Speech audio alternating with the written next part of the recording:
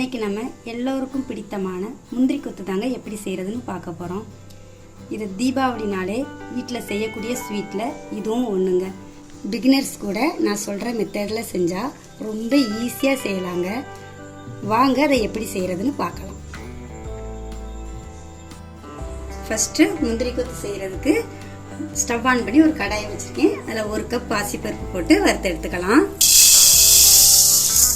Colour நல்லா change ஆகி வருது வரைக்கும் நல்லா வறுத்து எடுத்துக்கோங்க.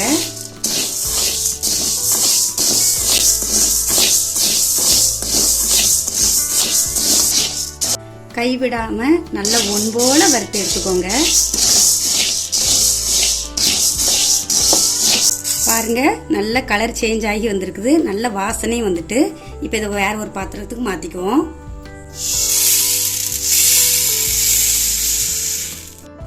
இப்போ அதே கடாயில் 3/4 கப் தேங்காய் துருவல் எடுத்திருக்கேன்.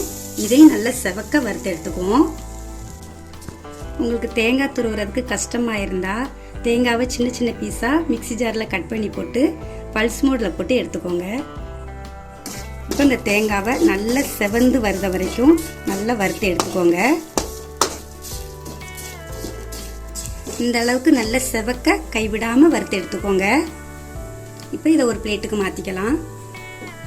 இப்போ பாசிப்பருப்பு நல்லாவே ஆறிடுச்சுங்க. இதை ஒரு மிக்சி ஜாருக்கு மாற்றி நல்லா திரிச்சு எடுத்துக்குவோம்.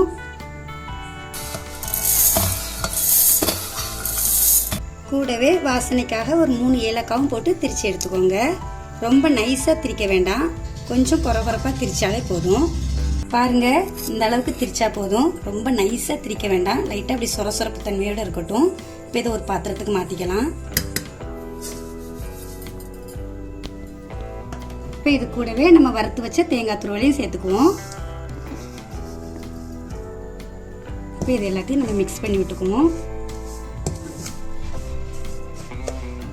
இப்போ இது இருக்கட்டும். இதுக்கு நம்ம ஒரு பாகு காய்ச்சி எடுத்துக்கலாம். ஒரு பாத்திரத்தில் 3/4 கப் வெல்லம் எடுத்துருக்கேன், அதை போட்டுக்கோங்க. 3/4 கப் வெல்லத்துக்கு 3/4 கப் தண்ணி சேர்த்துக்கலாம். இதுக்கு பதம் எதுவும் தேவையில்லைங்க. வெல்லம் நல்லா கரைஞ்சி வந்தாலே போதும். அது வரை நம்ம கிளறி விட்டுக்குவோம். வெல்லம் நல்லாவே கரைஞ்சிட்டுங்க. இப்போ இதை அந்த மாவில் ஃபில்டர் பண்ணி ஊற்றிக்குவோம்.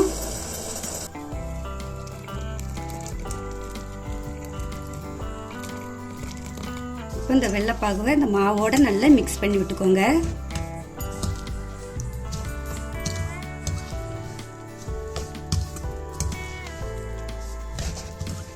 நல்லா மிக்ஸ் பண்ணியாச்சுங்க. உங்களுக்கு மாவு ரொம்ப ட்ரையாக தெரிஞ்சதுன்னா லைட்டாக சுடு பண்ணி விட்டு மிக்ஸ் பண்ணிக்கோங்க. இப்போ இது சூடு ஆறட்டும். அதுக்கப்புறம் நம்ம சின்ன சின்ன உருண்டையாக பிடிச்சிக்கலாம். இப்போ இந்த மாவு சூடு ஆறதுக்குள்ளே நம்ம மேல் மாவு ரெடி பண்ணிக்கலாம். இப்போ ஒரு பவுலில் 3/4 கப் பச்சரிசி மாவு சேர்த்துக்கலாம். கூடவே ஒரு 2 ஸ்பூன் மைதா மாவும் சேர்த்துக்கலாம். கூடவே ஒரு 1/4 ஸ்பூன் மஞ்சள் தூள். இப்போ இந்த மாவில் கொஞ்சமாக தண்ணி விட்டு தோசை மாவு பதத்துக்கு கரைச்சி வச்சுக்கோங்க.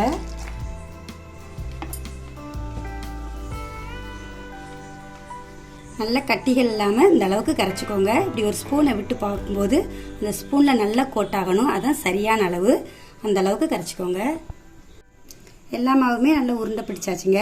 ரொம்ப பெரிய உருண்டையாக பிடிக்காதீங்க, ஏன்னா நம்ம 3 சேர்த்து தான் போட போகிறோம். இப்போ நம்ம பொரிச்சு எடுத்துக்கலாம். இப்போ இதை நம்ம மேல் மாவில் போட்டு பொரிச்சு எடுத்துக்கலாம். ஒரு கடாயில் எண்ணெய் ஊற்றி வச்சுருக்கோங்க. எண்ணெயுமே நல்லா சூடாயிருச்சு. இப்போ நம்ம உருட்டி வச்ச உருண்டையிலேருந்து ஒரு 3 உருண்டை எடுத்து இந்த மாவில் நல்லா முக்கிட்டு அப்படியே ஒன்றாவே போட்டுக்கலாம்.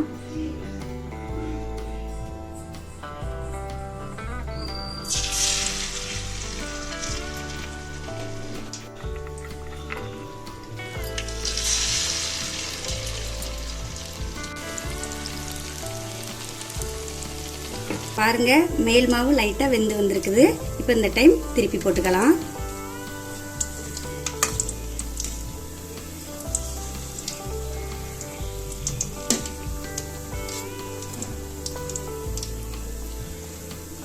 ஹை ஃப்ளேமில் வைக்காதீங்க, கொஞ்சம் மீடியமாகவே வச்சு வேக வச்சு எடுத்துக்கோங்க. கொஞ்சம் அகலமான பாத்திரமாக இருந்தால் உங்களுக்கு கூட 2 போட்டு எடுக்கிறதுக்கு நல்ல வசதியாக இருக்கும். அதுக்கு தகுந்தவாறு நீங்கள் வச்சுக்கோங்க. இப்போ பார்த்தீங்கன்னா 2 பக்கமே நல்லா வெந்துருச்சுங்க. இப்போ இதை நம்ம வெளியில் எடுத்துடலாம். நம்ம ஏற்கனவே வறுத்து தான் திரிச்சு நம்ம செஞ்சுருக்கோம். அதனால் ரொம்ப நேரம் போட்டு வேக வைக்க வேண்டிய அவசியம் இல்லை.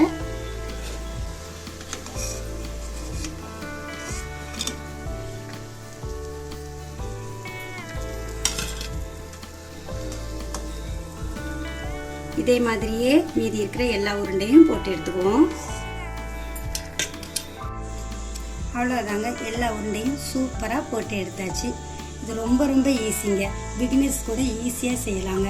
டேஸ்ட் அவ்வளோ அருமையாக இருக்கும். பாசிப்பருப்பில் செஞ்சதுனால உடம்புக்குமே ரொம்ப நல்லதுங்க. நீங்கள் கண்டிப்பாக இந்த தீபாவளிக்கு இதை உங்கள் வீட்டில் செஞ்சு பாருங்கள். எப்படி இருக்குன்னு கமெண்டில் சொல்லுங்கள். இந்த வீடியோ பிடிச்சிருந்தா ஃபஸ்ட்டு ஒரு லைக் போட்டு நம்ம சேனலுக்கு மறக்காமல் சப்ஸ்கிரைப் பண்ணுங்கள். நன்றி.